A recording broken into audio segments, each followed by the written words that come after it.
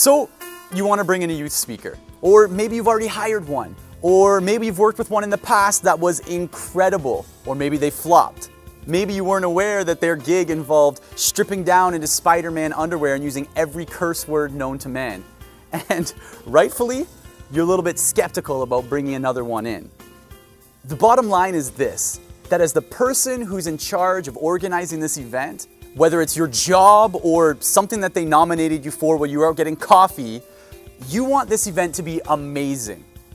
Now, as somebody who's spoken at hundreds of conferences and high schools across North America, who's worked with tons of event organizers and educators and spoken to hundreds of thousands of high school students, I've learned a few things that might help your next conference or assembly be an epic one.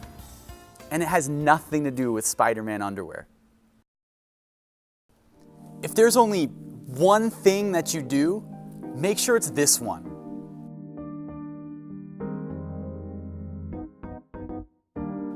Look, if you're just bringing in a speaker to kill some time or polish off the rest of your budget, you're better off bringing in a bunch of popcorn and buying a bunch of Kool-Aid jammers and letting your audience watch Forrest Gump. But if you're looking for more, you'll bring a speaker in with a clear purpose. Are you trying to empower your audience to overcome obstacles, or inspire them to live their dreams after high school, or say no to drugs? Are you bringing a speaker in to kick off the school year, or get your students amped before competitions, or are you trying to close out your conference with a bang? The point is, if you don't know what you're looking for, you'll never know when you found it. Get clear about what you want to get a speaker that's right for the part. Some of the best conferences and assemblies that I've spoken at are ones where the students are involved.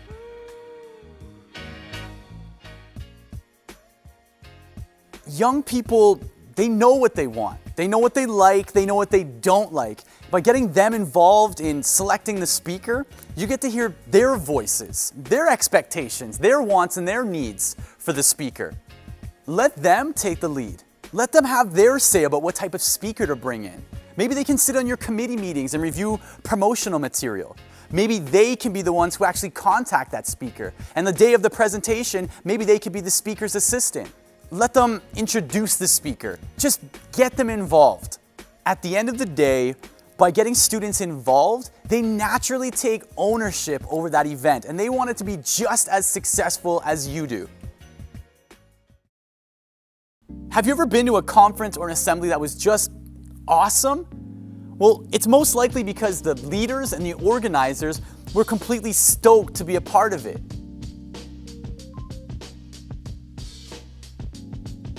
There's no math, there's no science, there's no magical equation or fraction.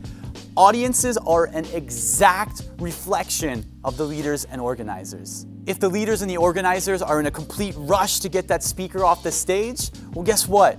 The audience will be in a rush to get it over and done with. And if the leaders and the organizers are hands-off with the event, well, the students will be less involved. But if the leaders and the organizers are completely supportive and amped to be there, the students will follow suit. Sometimes the only difference between a conference that rocks and an assembly that flops is the enthusiasm of the leaders. And I know what you're thinking, but Ryan, isn't it the speaker's job to come in here and get the students pumped? Yeah, speakers are brought in to entertain and inspire and motivate and teach and rock the stage, but the impact can be so much more if that room is already buzzing. So how do you get the room buzzing? Give the students a reason to get on their feet. You can blast energy into that room by playing music or a slideshow with pictures of the students in it while they're getting ready to hear the speaker. But I'm sure you know how to get your students pumped. And if you don't, ask them. I'm sure they'll tell you.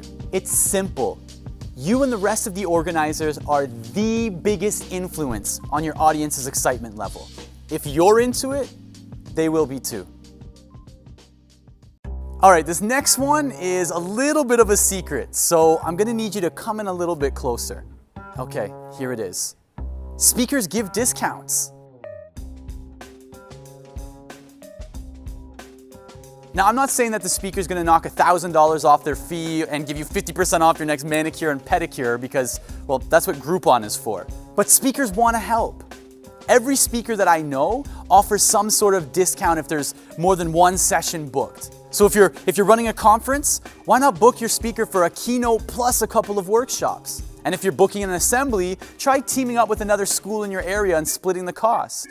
Usually speakers also offer discounts if you order some of their books or t-shirts or DVDs or stickers or the products that they happen to sell. I even know some speakers that will speak for free if you order enough of their books. Youth speakers do what we do because we love it and we honestly want to help change the lives of young people. So if there's a speaker that you're thinking about, talk to them. Find out if they have any special pricing options because chances are they do. Do you know why people love stores like Costco so much? It's because they give away so many free samples. You get to touch and taste and smell and feel and hold that product before you buy it.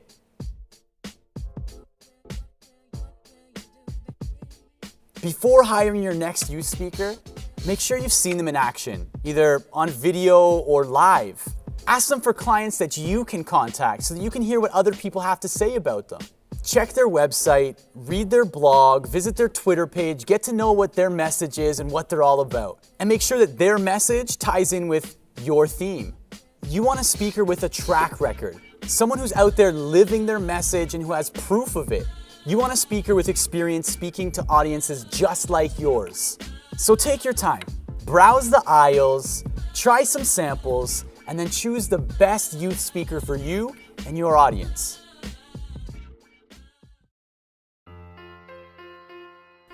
Bringing in a youth speaker is so much more than just paying the fee, plugging in a mic, and then sitting back on cruise control while the speaker does the rest. And, well, you already know that.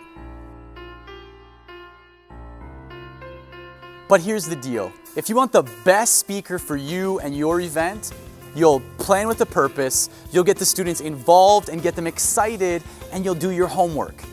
I have no doubt that your next event will be an awesome one.